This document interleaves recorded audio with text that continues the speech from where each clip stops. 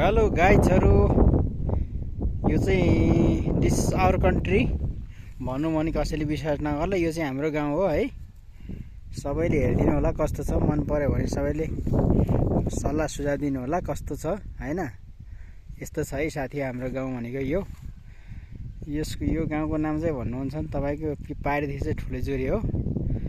यता पारिदेखि खै के हो थाहा छैन हैन। अनि त्यसपछि यतातिर भनेपछि चाहिँ हाम्रो यो मानेन्जा ढिमिरी हो। मानेन्जा गाउँपालिका वार्ड नम्बर 5 हो है। अनि यता छेउतिर चाहिँ यो चाहिँ सबै यो चाहिँ हाम्रो भन्नुपर्दा हजुरहरूलाई के भन्नु हैन। यो चाहिँ हाम्रो बारी है। यस्तो छ हाम्रो पाखा बारीहरू है। ल हेर्नु गाइजहरू कस्तो लागेको भने सम्पूर्णले सल्लाह सुझाव राय सल्लाह सुझाव दिनु होला है। त्यो पारिदेखि चाहिँ हाम्रो घर मेरो हाउस है साथीहरू। यसो चकटक्क लाएर हेरिदिनु होला है कस्तो लाग्छ, मन पर्छ या पर्दैन।